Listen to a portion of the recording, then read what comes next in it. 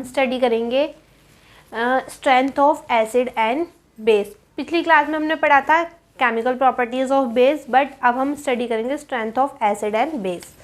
So let's start. Strength of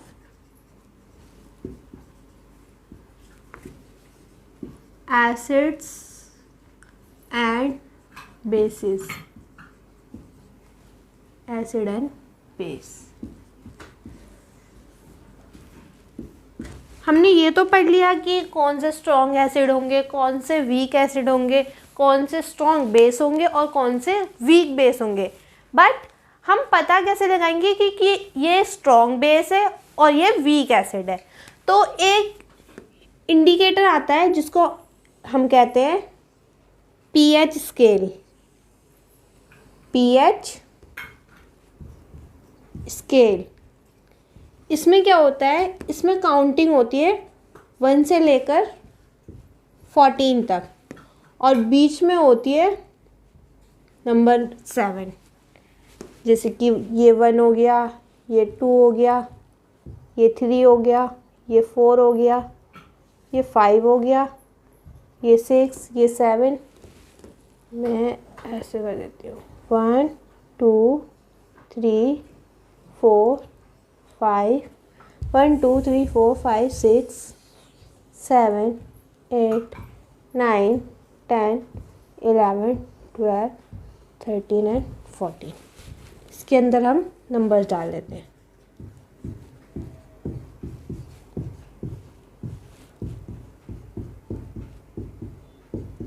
ये हमारा pH scale. तो जो 7 होता है वो इंडिकेट करता है न्यूट्रल, यानी कि 7 पे, जो 7 नंबर पे क्या होता है, न्यूट्रल होता है, यानी कि ना ही वो एसिड होता है ना ही बेस होता है। अब 7 से पहले जितने भी नंबर्स हैं ये इंडिकेट करते हैं एसिड्स, और 7 के बाद जितने भी नंबर हैं ये इंडिकेट करते हैं बेसिस। अब जैसे जैसे हम 7 से इधर आते जाएंगे कम नंबर्स की तरफ, तो जो 1 नंबर है वो डिनोट करता है स्ट्रॉन्ग एसिड, और इधर आते आते एसिड की जो स्ट्रेंथ है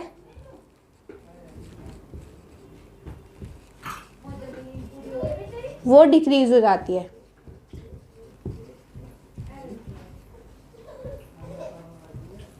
बीच में हमारा न्यूट्रल है। अब जब हम 7 से आगे जाएंगे तो 14 जो है वो इंडिकेट करता है स्ट्रॉन्ग बेस। Strong base. तो जैसे जैसे हम 14 से कम की तरफ आते जाएंगे तो इधर जब हम आएंगे तो स्ट्रेंथ ऑफ बेस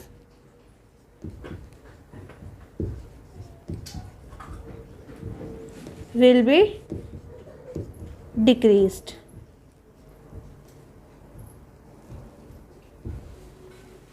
यहाँ पर बेस की जो स्ट्रेंथ है वो डिक्रीज हो रही है।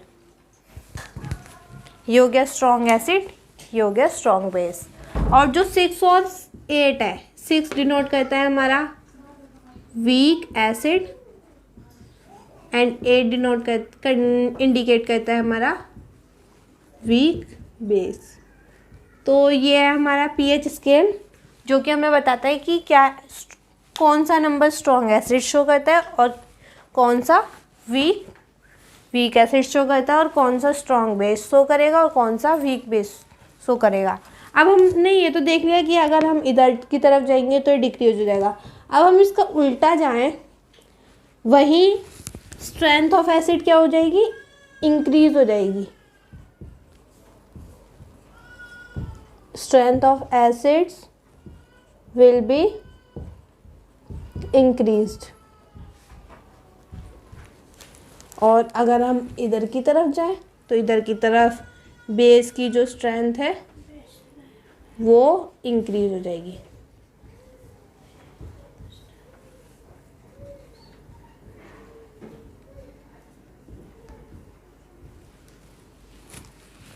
तो ये हो गया strength of acid and base. PH scale के थ्रू हमें पता चलती है कि एसिड और बेस की स्ट्रेंथ क्या होती है। अब हम इंडिकेटर्स की बात करते हैं कि इंडिकेटर्स होते क्या हैं।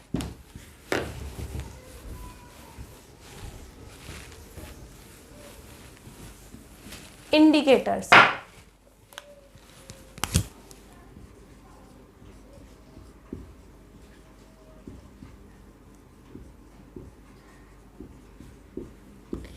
इंडिकेटर्स होते क्या है? इंडिकेटर्स वो सब्सटेंस होते हैं जो हमें ये बताते हैं कि कौन सा सब्सटेंस एसिड है और कौन सा सब्सटेंस बेस है। यानी कि वो ये इंडिकेट करते हैं कि जो आप सब्सटेंस यूज़ कर रहे हो वो एसिडिक बिहेवियर शो कर रहा है या फिर बेसिक बिहेवियर का है।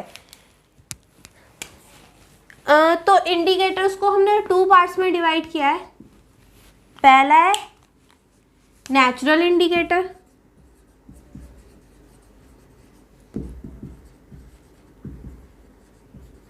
और सेकंड है हमारा आर्टिफिशियल।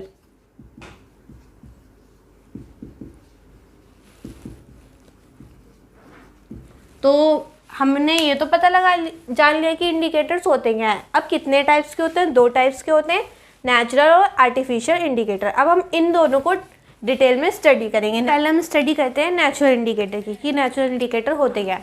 तो नेचुरल इंडिकेटर वो इंडिकेटर होते हैं जो हमें नेचर से मिले होते हैं। तो इसके एग्जाम्पल है, पहले हम इसकी डेफिनेशन देखते हैं। These indicators are obtained from natural resources. Natural resources. अब इसके एग्जाम्पल है। फॉर एग्जाम्पल पहला है litmus paper.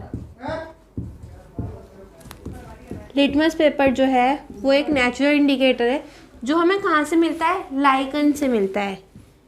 These litmus are obtain from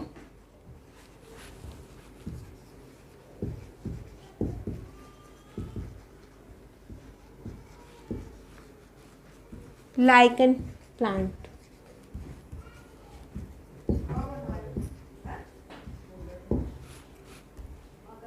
lichen plants. ये क्या होता है?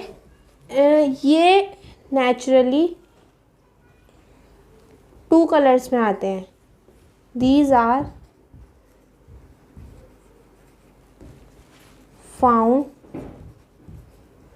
इन 2 colors, that is blue and red. And the solution of litmus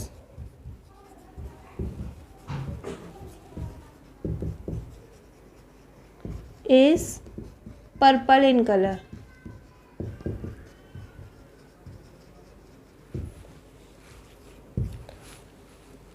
तो जब हम लिटमस पेपर के ऊपर बेस एसिड डालेंगे, जब हमने एसिड डाला किसके ऊपर?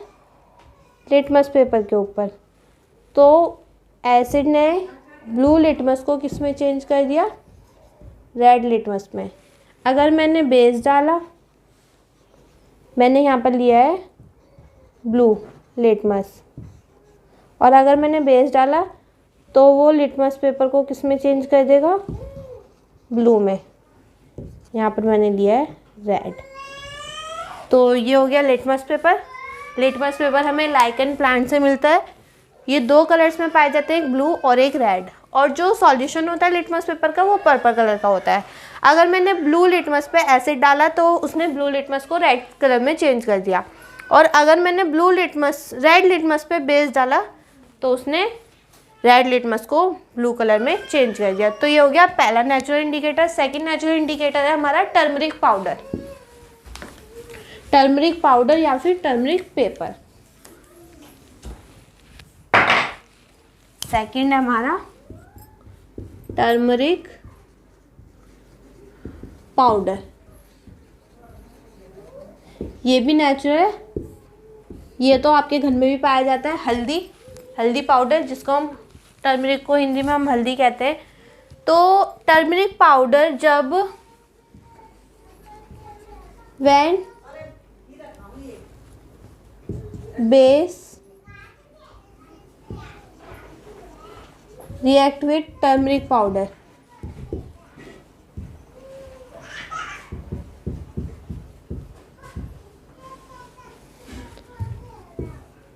it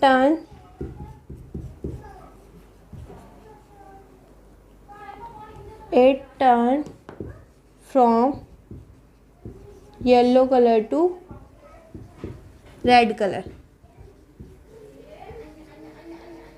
and when acid react with turmeric powder, acid reacts with turmeric powder, there is no change in color, there is no change in colour. ये हो गया सेकंड नेचुरल इंडिकेटर। अब थर्ड नेचुरल इंडिकेटर की बात करते हैं, जो है रेड कैबेज।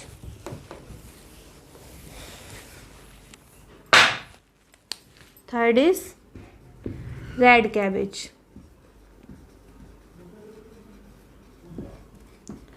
रेड कैबेज का जो सॉल्यूशन होता है, solution of red cabbage is purple in color. If we add acid in the solution of red cabbage, it turn या फिर it change the colour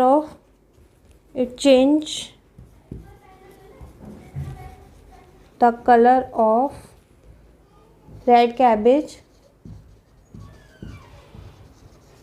from purple to red.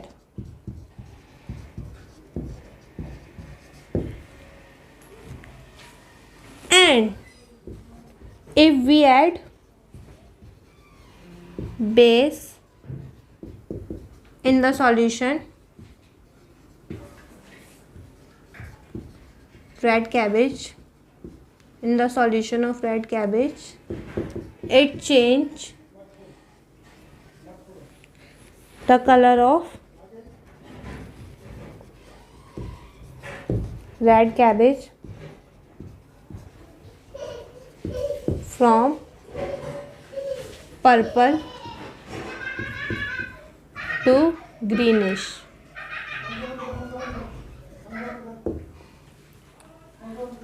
सो ये हो गया हमारा थर्ड नेचुरल इंडिकेटर।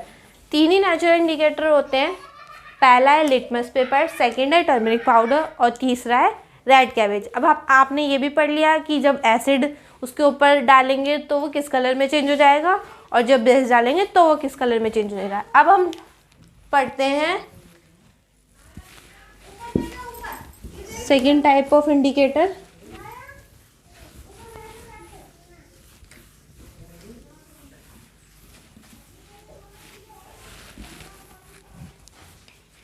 तो second part है indicator का olfactory indicator.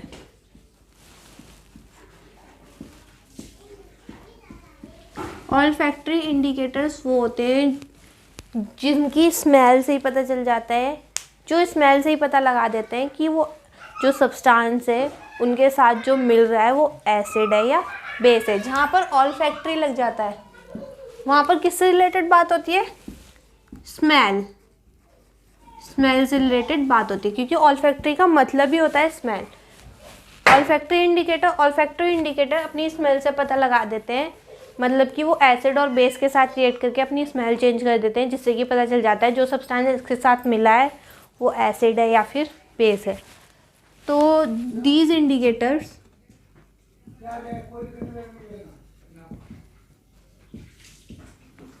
Change their smell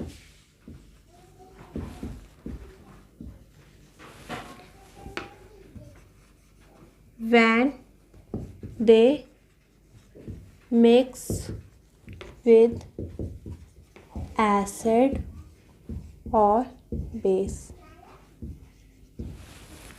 इसके पार्ट हैं, फॉर एग्ज़ाम्पल अनियन। अगर आप अनियन का जूस लो, जूस और पेस्ट, जब हमने अनियन का जूस या पेस्ट लिया और जब हमने उसको बेस के साथ मिलाया, बेस उसमें डाल दिया, तो देखा कि जो अनियन की जो स्मेल है वो वैनिश हो गई, मतलब कि गायब हो गई। अगर हम वहीं अनियन में एसिड डालेंगे तो उसकी स्मेल चेंज नहीं होगी। तो जूस और paste of onion mix with base so the smell of onion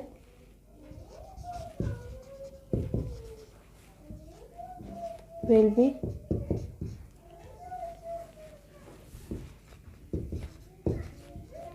vanished and there is no change in smell of onion when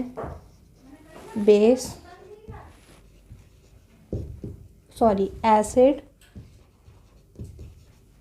is added। पहला एग्जाम्पल ये हो गया। वहीं दूसरा एग्जाम्पल है हमारा वनीला। वनीला का भी सेम यही मैकेनिज्म होता है। अगर वनीला में अगर हम बेस ऐड कर देते हैं तो उसकी स्मेल वैनिश हो जाती है, और अगर हम अनियन एसिड ऐड करते हैं तो उसकी स्मेल चेंज नहीं होती। सेकेंड टाइप्स के और इंडिकेटर्स ये हो गए, और थर्ड टाइप के हमारे सिंथेटिक इंडिकेटर।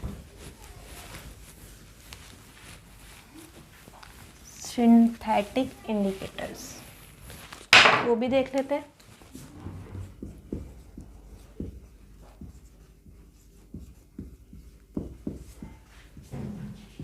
जो कि मैन मेड है। सिंथेटिक मतलब कि बनाए गए।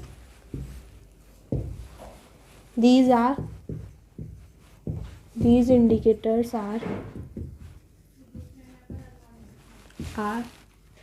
man made। ये मैन मेड इंडिकेटर्स है। First example is phenolphthalein. पहला एग्जाम्पल है फिनोल्फेथलीन सिंथेटिक इंडिकेटर का। ये जो है इसका जो सॉल्यूशन होता है इट इज़ कलरलेस, मतलब कि इसका जो सॉल्यूशन होता है वो कलरलेस होता है। अगर हम फिनोल्फेथलीन में बेस डालते हैं इन फिनोल्फेथलीन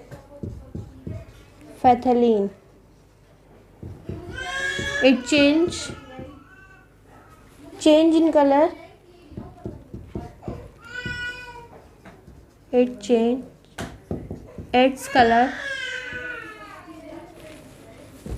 from colorless to pink। और अगर हम बेस्ड एसिड डालते हैं there is no change in color।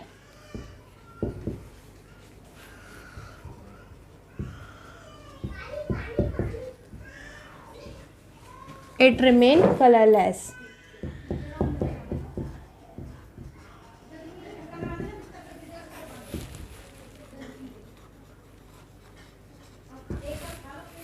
Second example मैं लेती हूँ यहाँ पर। सेकेंड एग्जाम्पल है मिथाइल ऑरेंज।